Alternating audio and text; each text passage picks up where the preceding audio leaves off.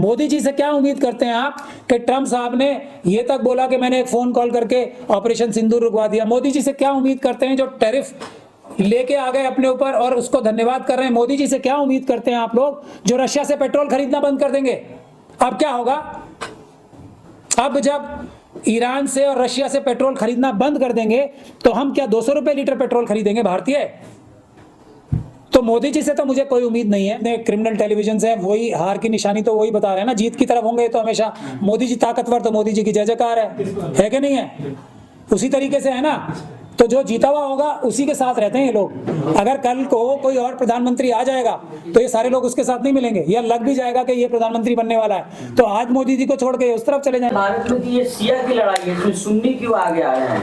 देखिए, ये अच्छाई और बुराई की लड़ाई है। मुझे खुशी है कि ये अच्छाई या बुराई जिस भी तरफ लोग फैसला करें, जो ईरान है वहाँ के लोग मुस्लिम हैं। मुस्लिम कम्युनिटी में लीडरशिप की सबसे बड़ी कमी है, सबसे बड़ी।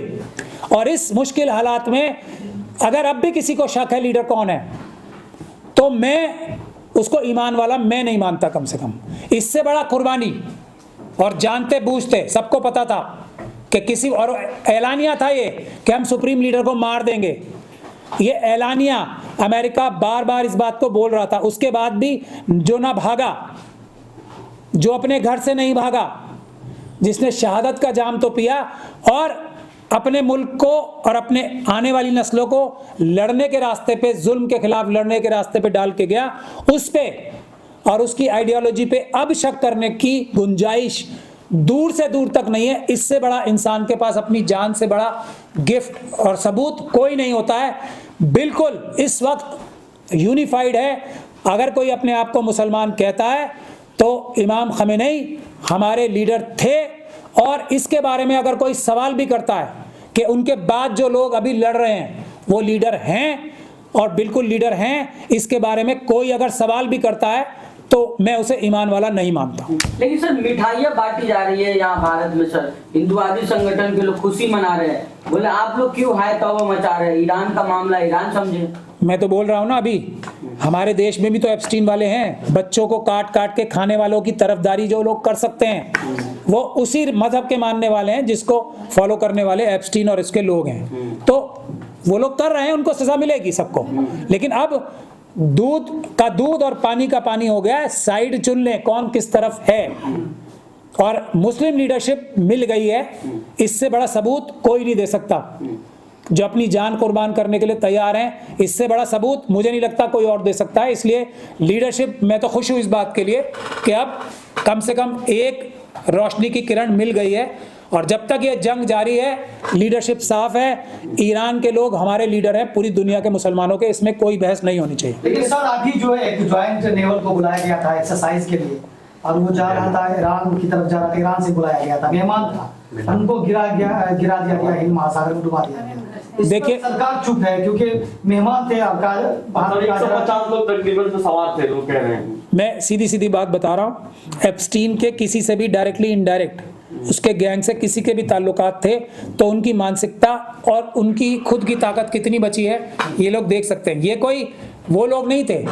एप्स्टीन फाइल्स में आप देखिए सबसे इंपॉर्टेंट बात क्या है, ये गंदे और घिनौने काम करवाए जा रहे थे। सिर्फ करवाए नहीं जा रहे थे, उनको रिकॉर्ड किया जा रहा था। 6 लाख से ज़्यादा फाइल्स हैं, और उससे भी ज़्यादा फाइल्स मौजूद हैं। जो 6 लाख तो अभी पब्लिक डोमेन में आने के लिए तैयार है। 3.5 लाख फाइल्स पब्लिक डोमेन में आ गई हैं। हर एक की वीडियोग्राफी, हर एक के फोटोग्राफ्स, हर एक की ईमेल्स मौजूद हैं। ये ब्लैकमेल के लिए हो रहा था। कोई भी इंसान जिसके किसी भी तरह से दूर से भी कोई भी, मैंने पहले भी कहा है, इजराइल कोई भी गया उसकी ये फाइल्स मौजूद होंगी, उसकी वीडियो मौजूद होंगी। ये मेरा इल्ज़ाम है, जो मैं समझता हूँ 90-95% तक ठीक है। एक भी इंसान जो इजराइल गया है वो सेफ नहीं है, उसकी फाइल है। अब जिसकी फाइल है, सुब्रमण्यम स्वामी साहब तो मोदी जी के बारे में भी कहते हैं उनकी फाइलें हैं, चाइना के पास भी बोलते हैं, और खुद कपिल मिश्रा साहब ने तो इसमें बोला है, असेंबली में बोला था जब वो आप आम आदमी पार्टी में मंत्री थे। तो मोदी जी से आप क्या उम्मीद करते हैं? मोदी जी से क्या उम्मीद करते हैं आप कि ट्रंप साहब ने ये तक बोला कि मैंने एक फ़ोन कॉल करके ऑपरेशन सिंदूर रुकवा दिया। मोदी जी से क्या उम्मीद करते हैं जो टैरिफ लेके आ गए अपने ऊपर और उसको धन्यवाद कर रहे हैं। मोदी जी से क्या उम्मीद करते हैं आप लोग, जो रशिया से पेट्रोल खरीदना बंद कर देंगे? अब क्या होगा? अब जब ईरान से और रशिया से पेट्रोल खरीदना बंद कर देंगे तो हम क्या 200 रुपए लीटर पेट्रोल खरीदेंगे भारतीय? तो मोदी जी से तो मुझे कोई उम्मीद नहीं है। अगर उनकी पार्टी के अंदर गलती से, मुझे नहीं लगता, इसकी उम्मीद बहुत कम है, कोई अगर बचा है जिसमें इतना सा भी देशभक्ति का मादा बाकी है, तो सबसे पहले मना करना चाहिए, हमें स्टैंड लेना चाहिए कि हम इसका एहतजाज करें और इसकी सज़ा बिल्कुल दें, इसकी कॉम्पनसेशन अमेरिका से लें कि हमारी सरजमीन पे इंटरनेशनल वाटर्स में जो हमारे साथ जो एक युद्ध के जो एक्सरसाइज होती है वो करने आया था, उसके ऊपर हमला किया, मतलब भारत के ऊपर हमला किया। लेकिन ये उम्मीद मुझे मोदी जी से बिल्कुल नहीं है, क्योंकि वो तो रशिया से पेट्रोल खरीदने के लिए भी अभी तैयार नहीं है। हमारे देश के लोग 200 रुपये लीटर पेट्रोल खरीदे, ये उन्हें मंजूर है। रशिया से पेट्रोल खरीदने को तैयार अभी भी मोदी जी नहीं है। अब देखते हैं, पब्लिक प्रेशर बनेगा तो शायद रशिया से पेट्रोल खरीदने के लिए तैयार हो जाए। लेकिन आपने सर कहा कि खामनेई साहब और ईरान ने हमें लीडरशिप दिया, लेकिन जितने मुस्लिम कंट्री है सारे अमेरिका और इजराइल के गुणगान गा रहे, करे मारो इजराइल ईरान को। एक कंट्री बता दो आप। सऊदी अरब तमाम तो ना, अब तो वहां की लीडरशिप भी वापस कुछ भी उन्होंने ईरान के खिलाफ किया, अंदर ही अंदर तो खुश हो रहे हैं वो।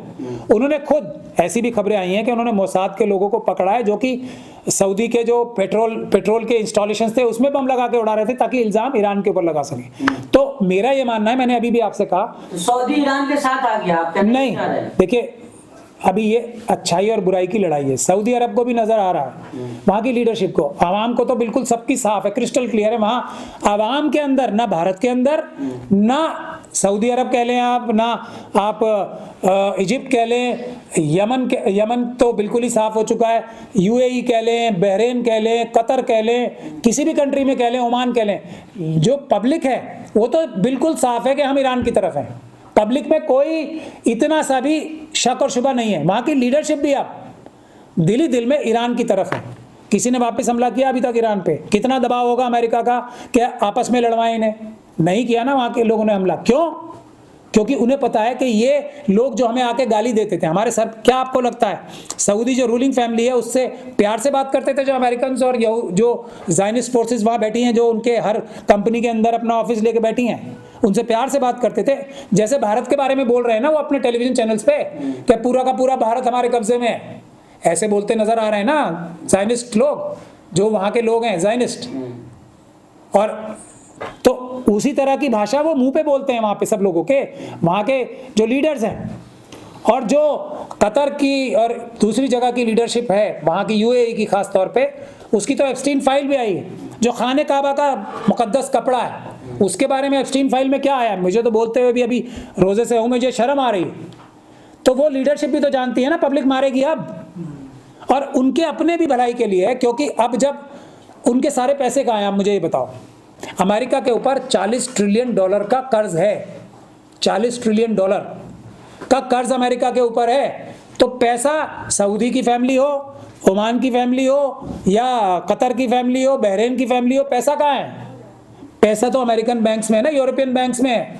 एक रात में मना कर देंगे ट्रम्प साहब, no I don't like that guy, ऐसे ही बोलते हैं ना वो, I am not happy with him, money ले लो इनकी, गायब, वेनेजुएला छीन लो उनको, मदुरो उठा लो उसे, इस तरह की बातें करते हैं ना वो।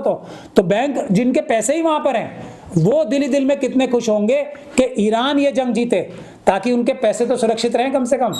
अब धीरे धीरे करके लोग पैसे नहीं। एक सवाल उठ रहा है कि प्रधानमंत्री को कम से कम 160 स्कूली बच्चों के बारे में कंडेम तो करना चाहिए, कम से कम खामनेई साहब के इंतकाल पर नहीं किया तो कम से कम 160 स्कूली बच्चों को अमेरिका ने बेरहमी से मारा, उन पर तो करने पूरी दुनिया कर रही है, भारत सरकार उन पे करना चाहिए।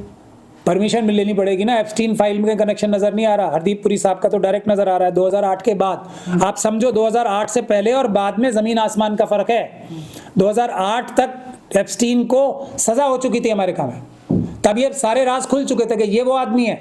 2008 के बाद अगर किसी ने एप्स्टीन या उसके किसी मिलने जुलने वाले से, मैक्सवेल या किसी से भी बात भी की, तो आप समझ सकते हो वो कौन है। तो मोदी जी के तो मंत्री बाद में बनाया उन्होंने, 2014 के बाद हरदीप पुरी जी को बनाया है ना, जिनके संबंध मना किया उन्होंने, संबंध नहीं थे मेरे। तो ये युद्ध जो तो वो जो भी करेंगे परमिशन लेके कर पाएंगे। यही हमारे देश का सबसे बड़ा दुर्भाग्य है। मैंने आपसे पहले भी कहा था, ये वो समय है कि वर्ल्ड लीडर, विश्व गुरु भारत बन सकता था और है, अगर हमारी लीडरशिप। इतना अफसोस है मुझे इस बात का कि इस समय मोदी जी को लीडर नहीं होना चाहिए था। अब हम, ये समय भारत का एक तरीके से था जब हम पूरी दुनिया में अमन और शांति स्थापित कर सकते थे, और पूरी दुनिया को, जो चाइना काम कर रहा है, अमेरिका तो धीरे धीरे करके खत्म हो रहा है, हम पूरी दुनिया को टेक्नोलॉजी दे सकते थे, हम पूरी दुनिया की डेवलपमेंट कर सकते थे, और चाइना वाली गलत और बुरी टर्म्स पे नहीं, अच्छी टर्म्स पे।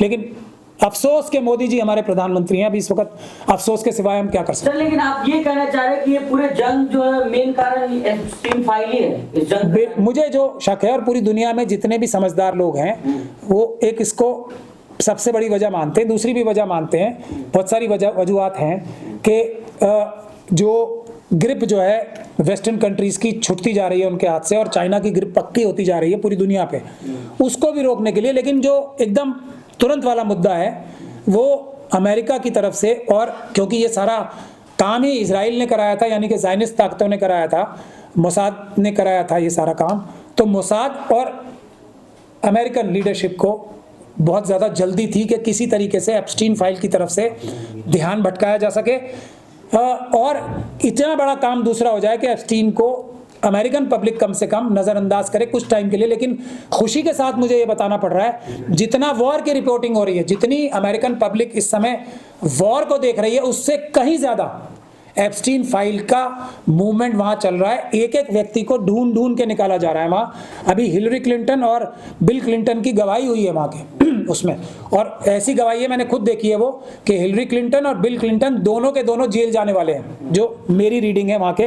और एक भी वहाँ का सेनेटर और जिसके एप्स्टीन से कनेक्शन थे, कांग्रेसमैन, ऐसा नहीं बचेगा वहाँ, क्योंकि पब्लिक खड़ी हो गई है। यहाँ तक कि इन दोनों पार्टीज के खिलाफ पब्लिक खड़ी हो रही है कि हमें कोई तीसरी पार्टी चाहिए। ऐसा हाल है। पराठा साहब, क्या खामनेई साहब की शहादत का बदला ईरान लेगा, और लेगा तो किससे लेगा? देखिए, अच्छाई और बुराई की जंग में जो शहादत होती है, एक तो शहादत, अगर आप मुस्लिम थियोलॉजी को जानते हो तो विक्ट्री और शहादत ही मांगी जाती है ना शुरू से। और जब हज़रत खालिद बिन वलीद जब जंग के लिए जाते थे तो वो ऐलान ही यही करते थे कि तुम लोग के पास जो फौज है वो जितना जिंदगी से प्यार करते हैं, उतना मैं ऐसी फौज लेके आया हूँ जो मौत से प्यार करती है। मौत यानी शहादत।